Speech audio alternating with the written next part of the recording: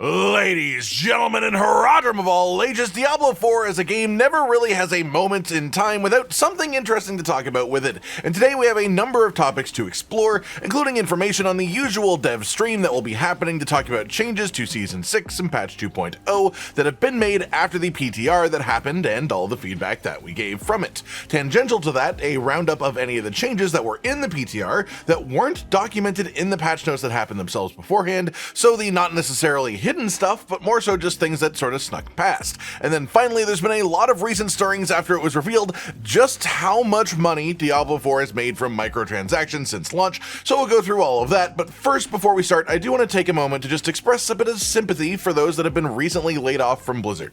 We know there were layoffs at Microsoft as a whole, and that some of these did extend in Blizzard's direction and did affect them, and no matter what you think about the game, the people making it are people at the end of the day, and having your life uprooted like that is tough, so I wish them the best moving forwards. Moving forwards in this then, we have this tweet from Adam Fletcher in response to someone asking about the next developer's stream. And while we don't know the exact time yet, we know that we'll be told about the stream date and time in the next week coming up, but to expect it to be a bit further away than it normally would be leading up towards the expansion itself. This makes it sort of very logically solvable, honestly, as there are just under 4 weeks until the expansion. The date will happen next week, which cuts out this week, and honestly cuts out next week as well, and that just leaves a couple of options. They usually give the stream date the week just prior to the stream actually happening, so implying that we should expect the stream to be further than normal after being announced very handily knocks out next week, as this means it won't be like announced on the Monday and then streamed on the Thursday, and this leaves the week before the expansion releases. Normally these streams happen on a Wednesday or Thursday,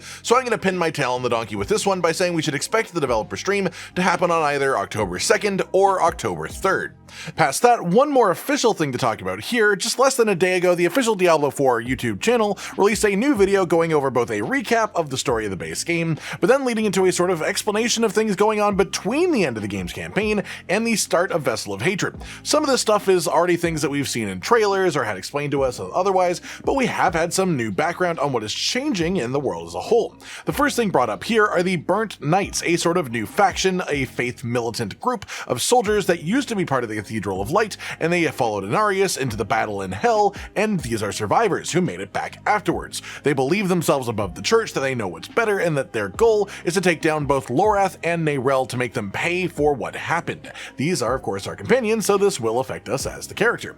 Neyrelle's goal is to bring the Soulstone containing Mephisto into the Vault of Light, a creation of Akarat, and with Mephisto's power returning and being brought to Nahantu for this purpose, it has been seeping into the spirit realm and corrupting this realm, and this is what causes the Spiritborn to finally come out of the woodwork and join the battle as a character class. And in fact, it is actually one of the main campaign characters we're introduced to here, who is going to be called Eru, who is an Elder Spiritborn himself.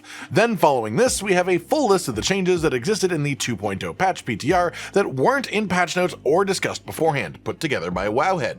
And there is honestly a pretty fair amount in here. First things first, the character creation screen was completely changed. Now instead of picking from 5 figures around a campfire, you click a class icon, you get a ton of information, you get a video displaying some gameplay, and you get some cool visuals. There were also quite a few new hairstyles added to the game for character creation, and that you can obviously change after the fact, as well as 4 more new armor dye pigment choices for customizing your armor, on top of the 4 that we also were given in the mid-season 5 patch. So they've started actually putting resources into expanding the sort of base game character customization options, the things that are free to use that we have over just new cosmetics or shop cosmetics, though we will be talking about that a little bit later on too. On top of that, the wardrobe functionality can be accessed directly from your character screen now, starting in Season 6, so you no longer actually have to go to the wardrobe physically in those awkward parts of town to actually get to them.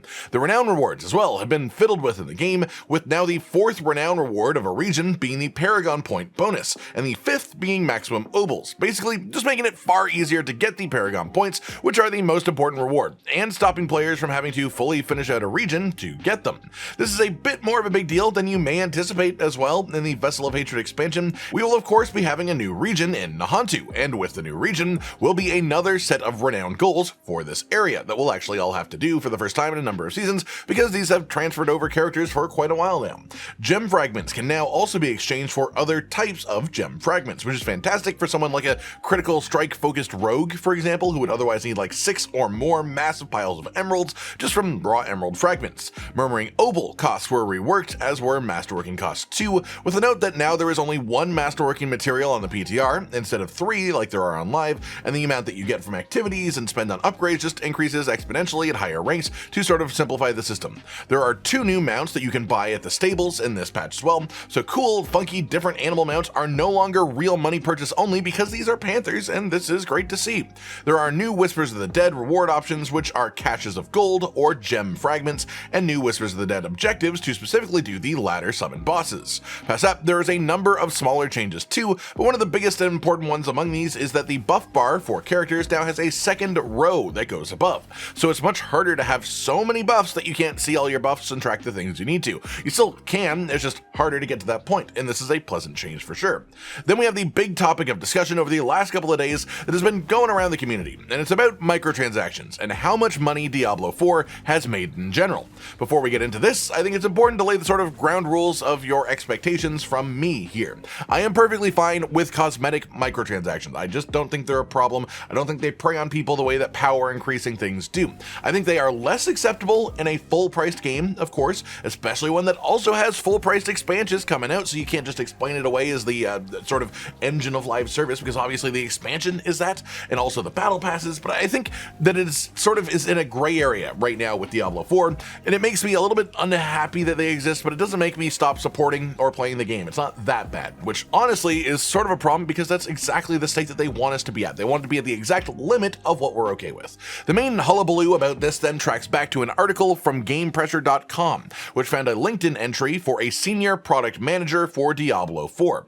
If you're wondering what that entails, it's pretty much actually all up in this description: monetization strategy for the game, cosmetic crossovers, the sort of algorithm behind what the store chooses to recommend you, and training and sort of supervising the way that the battle pass works. Within this though, there are 2 major figures of note as far as actual numbers. The first is that in total, Diablo 4 has made over $1 billion in revenue since launch. That is an unbelievable amount of money, and it is also still extremely believable that it has made this, given early figures from just pure initial game sales, and with that game now having an expansion coming out as well as being on a number of new platforms that it wasn't in on release, it just adds a lot more ways for the game to have sold more.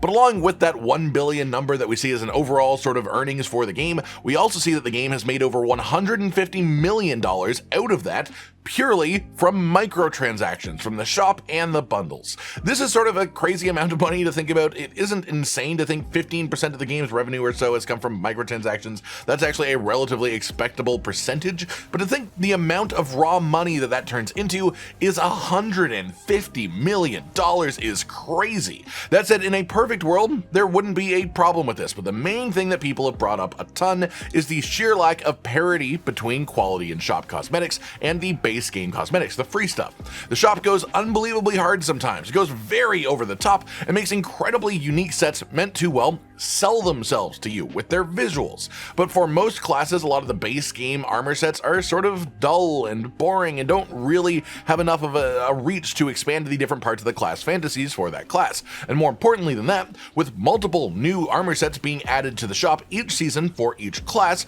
we weren't really having new stuff added to the game for free outside of the shop, other than like one free set that's class agnostic in the non-premium track of the battle pass each season. And then this has of course changed a little bit actually in season 5, with the Infernal Hordes activity gaining a bunch of new uniques for the game, and a large amount of these uniques actually having new aesthetic options added to your collection when you salvage them. So this did alleviate some of that issue, and if they continue to do that, that's a good thing, and a number of them were quite cool. Season 6 and of course Vessel of Hatred's new content will add a lot more new cosmetics to the game, with us also being told that the Dark Citadel, the multiplayer specific activity, will have unique cosmetics too, and these will be in the game without the use of the shop itself and microtransactions, and that is a great thing to hear. But it is hard to imagine they will be on quite the same level of emitting glowing energy from your body, of having a crackling glowing lightning tattoo as your marking, as the actual microtransactions buy, things like that. More options to have for free is great, but until you have the in-game stuff that rivals shop stuff as well, even if you make it incredibly hard to obtain, if it is in the game, it will fix things. But until then, until you have in-game stuff that rivals it, you will always have a very reasonable and simple complaint from players about microtransactions in the game. And again, it's already made $150 million from from them. Say what you will about the game, but clearly it is more than successful. The amount of people that complain about the things is nowhere close to the amount of people that are just okay with it. The only people with complaints really tend to be a subsection of the people who play the game a hell of a lot, honestly, and that is important to them. But you have to remember that the vast majority of the people who play Diablo 4 do it casually. They play less hours than you are. You are probably not the average Diablo 4 player. You're probably above it if you're watching this video, just sort of inherently, because it means that you're more invested. The shop is made for these people, the casual people, to try and appeal to as many different people as possible, because that's the majority of the player base. And long term, a lot of game mechanics are made with this in mind too. Consider the fact that the new difficulty tiers coming with the 2.0 update, and the very first difficulty tier is essentially the equivalent of easy mode in a single player game. It is unbelievably simple. And why does that exist? To give new players a better onboarding experience, to actually get to grips with the game, and to give casual players a place to just sort of enjoy the world and the story and the mindless enjoyability of blasting through content in the game without having to worry about dying. The complaints of the community are unfortunately small compared to the results of the game. So all we can really do is say our piece on the matter and hope that it's been heard. But I really do think in this case, money sort of speaks louder than words. And so I'd expect the model that they've been going with to stay quite similar, at least unless things change. That just about does it for today, and everyone. A discussion about the new upcoming developer stream for patch 2.0 and season 6, and then the release of Vessel of Hatred as well, the undocumented changes that will be within this update that were noticed by players on the PTR that we had access to beforehand, and then just a talk about the recent news related to microtransactions within Diablo 4 as well. I hope you've all enjoyed this then, and let me know your own thoughts on any of it down in the comments below. Like if you liked the video, subscribe to the notification bell for more, and most importantly, ladies and gentlemen, until next time, stay sweet. Josh, Cotton, and Hollow with the videos, dropping the humor like a hammer on your tippy toes, bringing entertainment on a daily arrangement to take our insanity and turn it into entertainment. Yes, I said entertainment twice, to reiterate that it is nice to look into your faces on a mostly daily basis when you let us in your homes to make the whole world a stage. Goodbye.